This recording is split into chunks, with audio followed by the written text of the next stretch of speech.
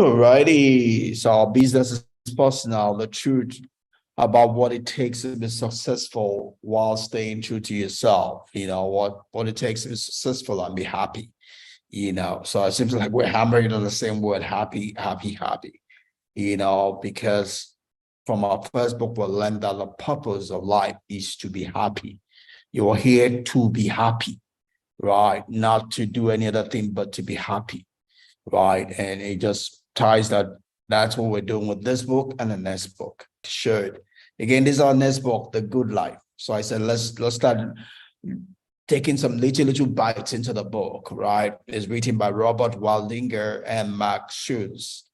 Right. So the question, what is a good life? So I borrowed from Leon Hoare, who is the CEO of Lifehack, and he says a good life can be described as a life that is self-satisfying, right? A life that you don't need someone else to be satisfied. You're not at the mercy of someone else to be satisfied. You can satisfy yourself. That is a good life, right? You're self-satisfying and you are self-fulfilling. You don't need someone else to fulfill you. You have recognized that the Calvary is not coming and you have taken responsibility for your own life. That is a good life. Say it is characterized by personal joy. You're joyful, you're fulfilled, all right, and you have your enjoyment of small pleasures of life, right? You're not sad, not depressed, right? Says when someone says their life is good, it means that they can access the basic things that give them comfort and pleasure, right? If you say your life is good, it means you can. It means you're able to live what we call the quiet life, right? We call it a quiet life. You're able to live in a place where you can avoid people disturbing your life, right? You're able to, as it were, protect your life from disturbance. You are not at the mercy of someone else. You're not a debtor, to anybody, right? You have, as it were, bought your own freedom, right? So that's some of the things we're going to be looking at as we look into our next book, So just a quick in that. Um, so the title of this chapter is "The Wolves at the End of the Bird," and all this she's trying to say here is about the fact that don't let your success be your enemy, right?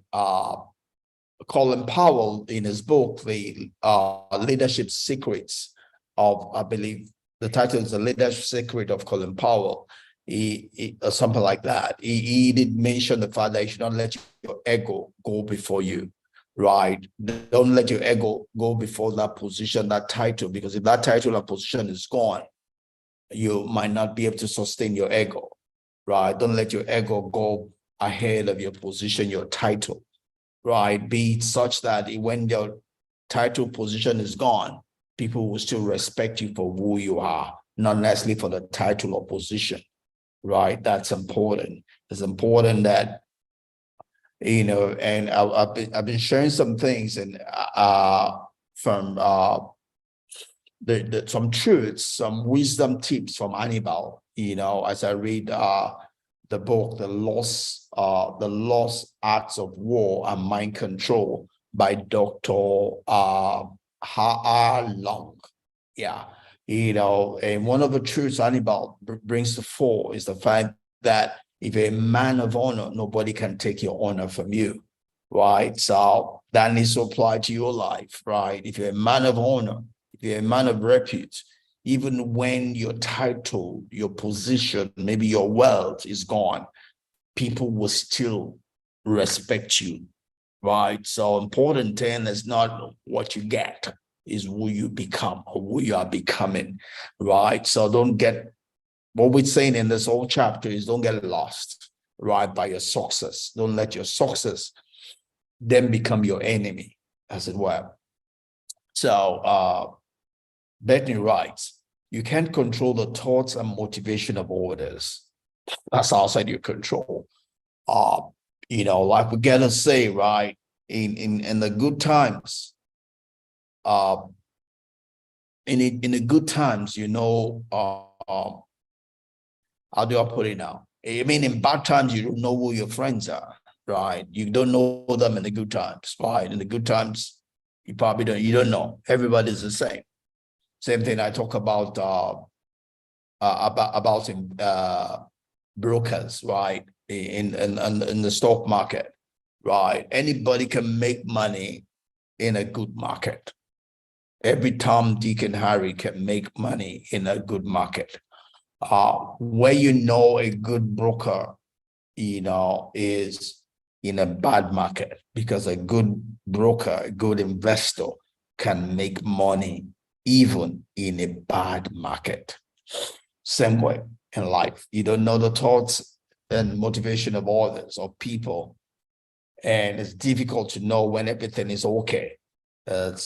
You get to know that when things are not okay, when you're not at the top of your game. And for me, it's been revealing, right? And in different phases, and I could say that, about people at the workplace, who you'll have taught of friends when they did not have supervisory position. But when they got supervisory position, every evil that has either to be in their heart became exposed, right? Like our God say, everyone needs to be given power, albeit for a short time, so that we can know what's in the heart, right? When people don't have power, you don't see the evil in their heart. Power is a test. Power is a revealer of the secret in the heart of man. When you give them power, you know who they are. If that power gets them drunk, then they've always been an evil person, right? If they're able to control the power and remain humble, then you know that that person is truly a good and a humble person. So you can control the thoughts and motivation of people, and you know when everything is okay. It takes a time of shaking, a time when people are giving power. It takes a time when things are not going well and they can't get any benefit from your life, to know who people truly are, right? So when everything is okay, don't get carried away. Everybody liking you is not necessarily your friend, nor do they like you. And I believe that. I've seen it. People in church, I thought they could die for me, I could die for. But when you go through a time of depression, you know who truly is a brother and who truly is a devil, in sheep clothing, you know. So you can only control yourself. I mean, and my mama told me that, mama saying, how open and, honest assuming I was, told me not everybody that comes to church comes to worship God. I have since found out not everybody wants to go to heaven. Not everybody loves God. Not everybody loves Jesus. People come to church for several reasons, other than loving God. So not everybody's like you, right? So one has then to be cautious, right? It says you can only control yourself and how you interact with the world, whether it be online or in real life. You know, you can only control yourself, and you just need to just know that you can't control people, and if they have not been tested, you cannot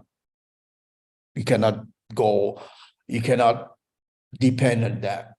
And any friend that has not been tested is not a friend you want to put any critical thing in the hand of, right? If they've only been your friend when everything is good, they're not tested. They're not, you don't know if they're friends or not or foe. Everyone is your friend when everything is good. You know your friends when things are not going well, right?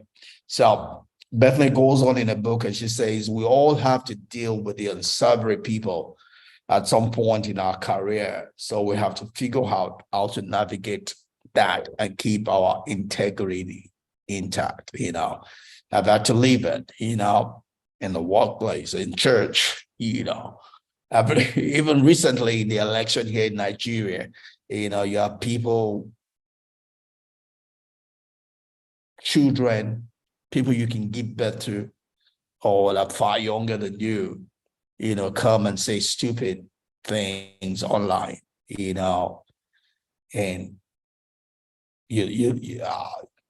those are good moments because those reveal what's in the heart of people, and yeah, and Maya Angelou tells us something. It says, when anybody shows you their color, believe it the first time, believe it the first time.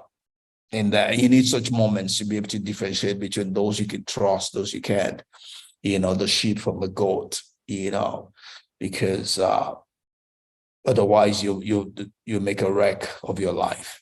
It's not everybody you can trust. Jesus said he could not give himself to people because he knew what people were made of. If Jesus could do that, how much more me, how much more you? It's not everybody you can rest on. They can tear you apart when you least know. So if a friend is not being tested, it's not, be careful what you trust that person with. And Bethany goes on and says that to keep the wolves at the end of the bird, of our mind at bay, we need to do three important things.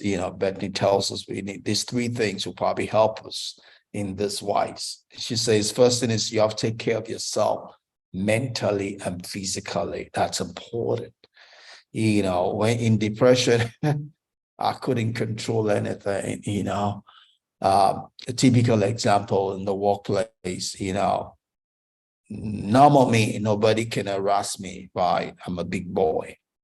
But when you're in depression, all that bigness goes away. That's what depression is, right? You cannot be big in depression. You're already small. You're humbled, right? If you're humbled, you cannot be humbled. So I had a friend who probably taught at some point when I came out of depression. Let me welcome Han here. Hey, Han, how you doing? I'm good. Good morning. Good morning. Bless you. Good to have you. Yeah.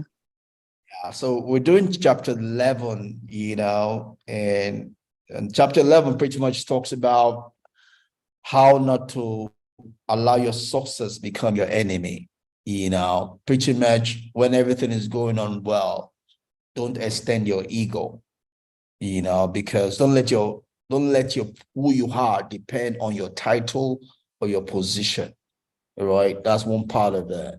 The other part of it is also, when everything is going on well, everybody's your friend, or everybody seems to be your friend, right?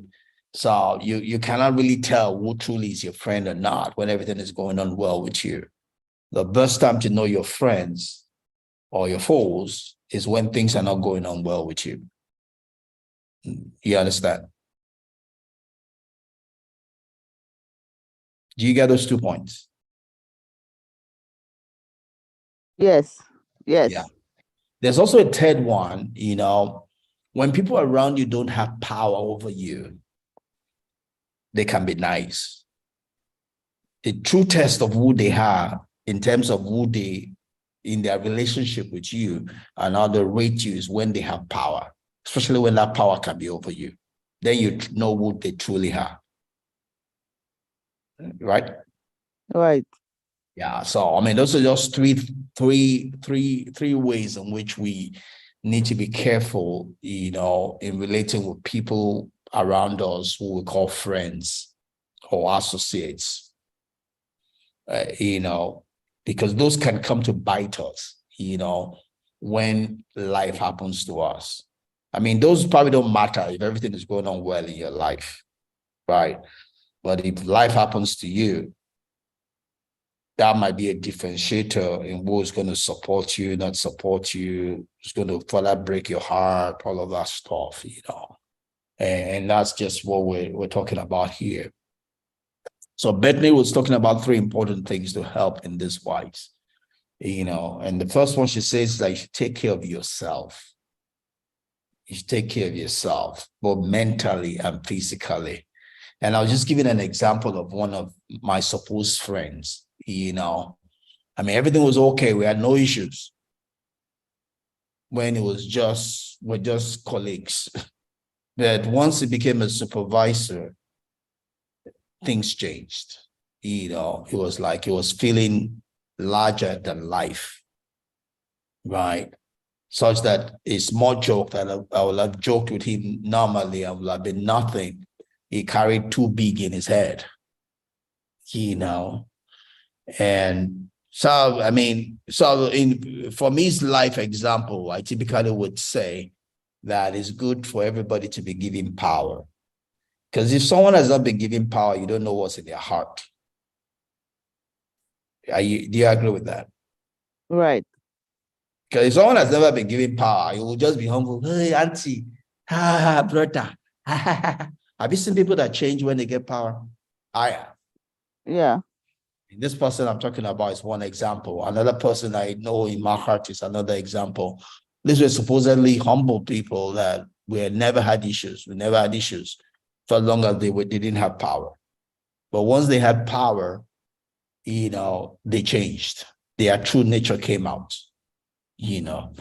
And so there's some people, so don't be deceived by everybody calling you, oh, friend, oh, auntie, oh, you know, wait till they have power. Then you'll be able to tell. I mean, if they have power and they're still like that, then they're good. They're humble. All right. But if they never had power, you can't really tell who they are. Right.